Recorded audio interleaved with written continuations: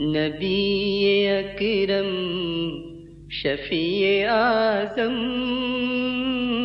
بسم اللہ الرحمن الرحیم. باب اسم الزناد وقول اللہ تعالی ولا تزنوا ولا تقربوا الزنا انه كان فاحشا وساء سبيلا.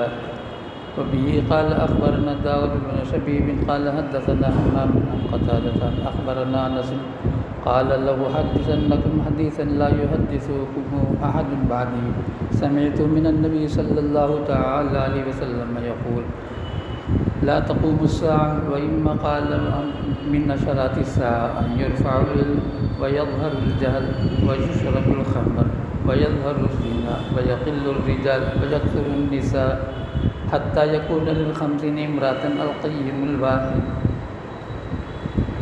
یہاں سے امام بخاری علیہ رحمہ زنا کے گناہ کیسے ہیں، کس قدر یہ بری بات ہے، اس کے لیے حدیثوں کو جمع فرما رہے ہیں. قرآن پاک کی آیتوں میں سے 2 آیتوں کا ٹکڑا بیان فرمایا کہ اللہ تبارک و تعالیٰ نے سورہ فرقان میں پارہ 19 اللہ کے مخصوص بندے و عباد الرحمن 10 صفات کو بیان فرمایا. اس میں سے ایک صفت ولا یزنون، وہ لوگ زنا نہیں کرتے ہیں. اور پارہ 15 کے شروع میں اللہ تعالیٰ نے فرمایا ولا تقربوا الزنا انہ کان فاحشا، زنا کے قریب بھی نہ جاؤ اس لیے کہ وہ بہت ہی بے حیائی ہے اور بہت برا راستہ ہے. حضرت انس رضی اللہ تعالیٰ عنہ فرماتے ہیں اپنے شاگردوں سے، دیکھو میں تمہیں ایک حدیث سناتا ہوں اور ایک بات یاد رکھو، میرے بعد کوئی تم لوگوں کو یہ حدیث نہیں سنائے، صرف میں ہی یہ حدیث سنا سکتا ہوں. اس طرح ایک پختگی کے ساتھ، بہت ہی اعتماد کے ساتھ حضرت انس رضی اللہ تعالیٰ عنہ سنا رہے ہیں. کیا قیامت اس وقت تک قائم نہیں ہوگی جب تک کہ علم اٹھا لیا جائے گا، یعنی دنیا سے علم ختم ہو جائے گا. اور وَيَظْهَرُ الْجَهْلُ، جہالت عام ہو جائے گی، چاروں طرف جہالت ہی جہالت ہوگی. اور خوب شراب پیے جائیں گے اور زنا بے حد ہونے لگے گا. مردوں کی گنتی کم ہو جائے گی، عورتوں کی گنتی بڑھ جائے گی، یہاں تک کہ 50 عورتوں کے لیے ایک مرد ذمہ دار ہوگا نان و نفقے کے اعتبار سے، اخراجات کے اعتبار سے. یعنی ایک مرد 50 عورتوں کے خرچے کو برداشت کرے گا. ایسا ایک زمانہ آئے گا، اس کے بعد ہی قیامت قائم ہوگی. اب 5-6 نشانیوں کو بیان فرمایا حضرت انس رضی اللہ تعالیٰ عنہ نے، جو نبی پاک صلی اللہ تعالیٰ علیہ وسلم سے. اس میں سے پہلی چیز جو بیان فرمایا وہ علم، اور علم ہی آدمی کو جنت کی طرف لے جاتا ہے. اللہ تعالیٰ کی صفتوں میں سے ایک صفت ہے علم. اور دنیا میں جو ایام جاہلیت جسے کہا جاتا ہے، سب سے پہلے جو چیز آئی وہ علم ہی آیا. اقرا سب سے پہلے دنیا میں آسمان اور زمین کے درمیان جو جوڑ پیدا کرنے والا کلمہ تھا وہ اقرا، پڑھو. وبه قال حدثنا محمد بن المثنى قال اخبرنا اسحاق بن يوسف قال اخبرنا الفضيل بن غزوان عن عكرمة عن ابي عباس رضي الله تعالى عنهما قال رسول الله صلى الله تعالى عليه وسلم لا يزني العبد حتى يزني وهو مؤمن ولا يسرق حين يسرق وهو مؤمن ولا يشرب حين يشرب وهو مؤمن ولا يقتل حين يقتل وهو مؤمن. قال عكرمة قل ابن عباس رضي الله تعالى كيف ينزع الإيمان منه؟ قال هكذا وشبك بين أصابعه ثم أخرجها فإن تاب عاد عليه هكذا وشبك بين يديه بين أصابعه. حضرت عكرمة رضی اللہ تعالیٰ عنہ سے روایت ہے، وہ بھی صحابی ہیں. ایسی حدیث بہت اونچی سمجھی جاتی ہے جو صحابی سے بیان کرتے ہیں۔ حضرت ابن عباس رضی اللہ تعالیٰ عنہما سے بیان فرماتے ہیں، نبی علیہ الصلوۃ والسلام نے فرمایا کہ بندہ جب زنا کرتا ہے تو ایمان اس سے نکل جاتا ہے، اور جب چوری کرتا ہے تو ایمان اس سے نکل جاتا ہے، اور جب شراب پیتا ہے تو ایمان اس سے نکل جاتا ہے، جب کسی کو قتل کرتا ہے تو ایمان اس سے نکل جاتا ہے۔ تو حضرت اکرمہ نے پوچھا حضرت ابن عباس رضی اللہ تعالیٰ عنہما سے، ایمان کیسے نکل جاتا ہے؟ ایک سوال کیا۔ تو حضرت ابن عباس رضی اللہ تعالیٰ عنہما نے بتایا ایمان یوں ہوتا ہے، جب وہ مذکورہ برائیوں میں سے کسی برائی کا ارتکاب کرتا ہے تو حضرت ابن عباس رضی اللہ تعالیٰ نے فرمایا یوں کر کے اس طرح سے نکل جاتا ہے، اب اس کے بعد سچے دل سے توبہ کر لیتا ہے تو پھر ایمان ایسا آ جاتا ہے۔ فرمایا کیف ینزع الایمان منہ، حضرت ابن عباس رضی اللہ تعالیٰ عنہما سے پوچھا حضرت اکرمہ نے، ایمان اس آدمی سے کیسے نکل جاتا ہے؟ قال، فرمایا ہاکذا، اس طرح سے، یہ فرما کر شبک بین اصابعہ، پورے انگلیوں کو اس طرح سے پکڑ، ثم اخرجا، پھر اس کو نکالا، فإن تاب عاد الیہ ہاکذا، پھر جب پکی توبہ کر لیتا ہے تو پھر یوں آ جاتا ہے، وشبک بین اصابعہ۔ اور ترمذی شریف میں حدیث ہے، جمعے کے خطبے میں اس طرح سے ہاتھ باندھ کر بیٹھنے کو نبی علیہ السلام نے منع فرمایا، فقہا نے اسے مکروہ قرار دیا، اس لیے کہ نبی علیہ السلام نے جب صرف جمعے کے خطبے کے بارے میں اللہ کے رسول صلی اللہ علیہ وسلم نے، جب جمعے کے خطبے کے لیے تم بیٹھو تو اس طرح ہاتھ انگلیوں میں انگلی ڈال کر مت بیٹھو، بیٹھنا تو یوں بیٹھو یا جیسے بھی بیٹھو، لیکن اسے یوں نہ بیٹھو۔ وبه قال حدثنا آدم قال حدثنا شعبة عن الأعمش عن ذكوان عن أبي هريرة رضي الله تعالى عنه قال قال النبي صلى الله تعالى عليه وسلم لا يزني الزاني حين يزني وهو مؤمن ولا يسرق حين يسرق وهو مؤمن ولا يشرب حين يشرب وهو مؤمن والتوبة معروضة بعد۔ حضرت ابو ہریرہ رضی اللہ تعالیٰ عنہ سے روایت ہے، وہی حدیث ہے، آخری میں ایک چیز کا اضافہ ہے، یعنی زانی جب زنا کرتا ہے تو ایمان اس سے نکل جاتا ہے، چور جب چوری کرتا ہے تو ایمان اس سے ہٹ جاتا ہے، اور شرابی جب شراب پیتا ہے تو ایمان اس سے ہٹ جاتا ہے، لیکن اللہ تبارک و تعالیٰ اس کے سامنے توبہ پیش کرتے ہیں، اللہ تعالیٰ توبہ پیش کرتے ہیں، بے دیکھ توبہ کر لے۔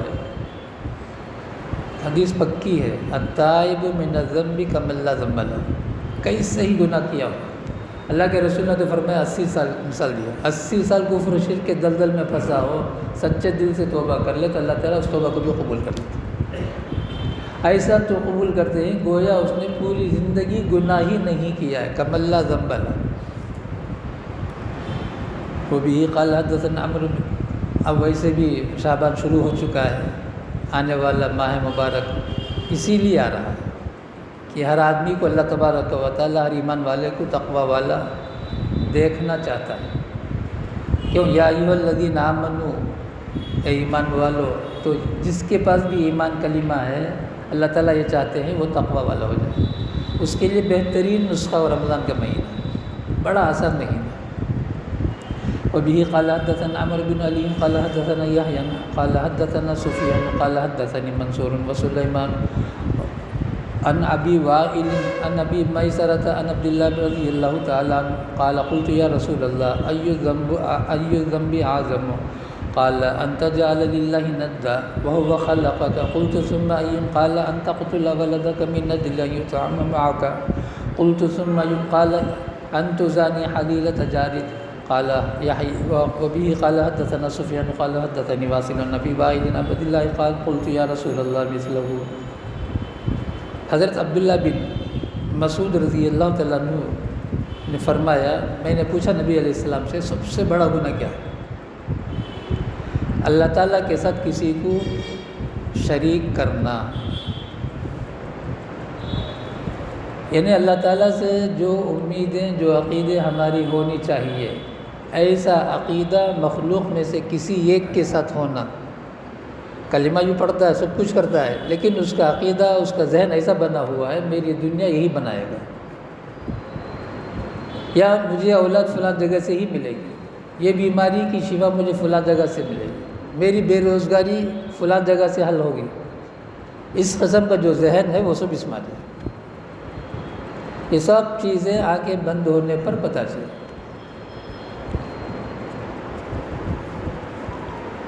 تو اللہ کے رسول صلی اللہ تعالیٰ نے فرمایا ان تجعل للہ ندا، سب سے بڑا گناہ یہ ہے کہ اللہ تعالیٰ کے ساتھ کسی کو شریک بنانا، حال یہ کہ اللہ تعالیٰ نے تجھے پیدا کیا ہے۔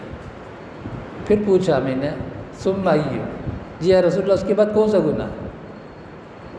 فیملی پلاننگ کرنا، اس کا ترجمہ حدیث کا، یعنی اپنے اولاد کو جان سے مار دینا اس ڈر سے کہ بھئی مہنگائی بہت ہو رہی ہے، اخراجات بہت، یا بچے بہت ستا رہے ہیں، آج کل بچوں کو سب پالنا بڑا مشکل ہے، اس قسم کی وجہ سے یہ دوسرا گناہ ہے۔ ان تقتل ولدک من اجل ان یطعم معک، قرآن پاک میں 2 جگہ میں اللہ نے فرمایا ولا تقتلوا اولادکم خشیۃ املاق، بے روزگاری کے خوف سے، اخراجات کے بڑھ جانے کے خوف سے اولاد کو نہ قتل کرو۔ حضرت فرماتے ہیں میں نے پوچھا اس کے بعد کون سا ہے؟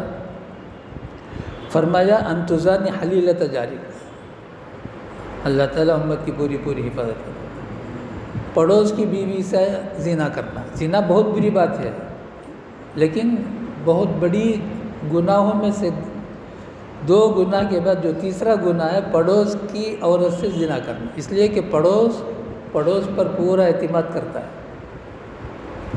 پڑوس پر پورا اعتماد کرتا ہے۔ کتابوں میں قصہ لکھا ہے، ہمارے استاد نے بھی بتایا، اللہ تعالیٰ مغفرت فرمائے، درجات بلند فرمائے۔ پکی بات، ایام جاہلیت میں عرب میں جو کچھ جہالت تھی، اتنی سخت جہالت تھی تصور بھی نہیں کر سکتے، اس کے باوجود لوگ کہیں سفر میں جاتے، جیسے انبیائی بچیوں کے حفاظت کی فکر ہوتی ہے تو پڑوس میں چھوڑ کر چلے جاتے تھے، جب تک وہ واپس نہیں آتے اس گھر کے جو مرد ہوتے ہیں وہ گھر کے اندر بھی نہیں آتے، اس لیے کہ ایک امانت ہمارے گھر میں ہے، اس لیے وہ لوگ باہر کہیں گزارتے تھے۔ ہمارے حضرت مسیح الامت حضرت اقدس مولانا مسیح اللہ خان صاحب رحمۃ اللہ علیہ نے بیان فرمایا، یعنی اتنی امانت ان لوگوں پاس تھی کہ انبیائی بچیاں اگر پڑوس میں چھوڑ کر سفر میں بڑے اطمینان سے سفر کرتے تھے، کیوں؟ گھر والا خود اس کا محافظ ہو جاتا تھا پکا، اور کہیں نظر نہ پڑ جائے گھر کے اندر ہی نہیں آتے تھے۔ کتابوں میں ہے قصہ، لیکن آج کا ماحول ذرا سرسنی نگاہ میں ڈالے، کتنی بری حالت ہے۔ بہت ساری چیزیں جانتا ہوں، اس لیے سنیں۔ باب رجم المحسن، اب سب سے زیادہ سنگین انتہائی خطرناک سزا زنا پر ہی ہے۔ کیا؟ پتھر سے مار کر جان لینا، سنگسار کرنا جسے بولتے ہیں، یہی معنی ہے رجم المحسن۔ شادی شدہ اگر زنا کر لے تو اسے پتھر سے مار کر جان لینا۔ قرآن پاک میں سورہ احزاب میں آیت تھی، لیکن اللہ تبارک و تعالیٰ نے تلاوتاً اسے منسوخ کر دیا، حکم کو باقی رکھا۔ اور نبی پاک صلی اللہ تعالیٰ علیہ وسلم کے زمانے نبوت میں واقعہ پیش آیا، نبی علیہ السلام نے رجم کیا، سنگسار کیا۔ لیکن یہ زنا ایک تو خود سے اقرار کر لے، اگر نہیں اقرار کرتا ہے تو 4 گواہوں کی ضرورت ہے، چاروں مرد ہونا ضروری ہے، اور چاروں ایسی گواہی دے کہ آنکھوں سے دیکھا۔ یہ 3 باتیں اگر نہیں ہوں گی اسے 80 کوڑے لگیں گے۔ مجمع عام میں ایک بھی اس سے فوت ہو جائے، یا اور 4 مرتبہ بولنا، ذرا بھی وہ بولتے ہوئے جھجک جائے تو اسے 80 کوڑے لگے۔ اتنی سخت ہے سزا کے ثابت ہونے کے لیے، شرائط جو ہے وہ بھی بہت سخت ہے، معمولی نہیں ہے۔ آج کتنی آسانی سے ہم اس سلسلے میں زبان کھول دیتے ہیں، اپنی آخر یعنی خواہ ہمارے زبان کھولنے سے اس عنوان پر نقصان ہمارا ہے، دوسرے کسی کا نہیں ہے۔ ہم اپنی آخرت کو برباد کر رہے ہیں۔ یہ عنوان جب بھی آ جائے کان بند کر لینا، زبان بھی بند کر لینا، سننے بھی تیار نہیں ہونا ہے، اپنے آپ کو کسی چیز میں مشغول کر لینا۔ یہ ہے معاشرہ، اسی کا نام معاشرہ ہے۔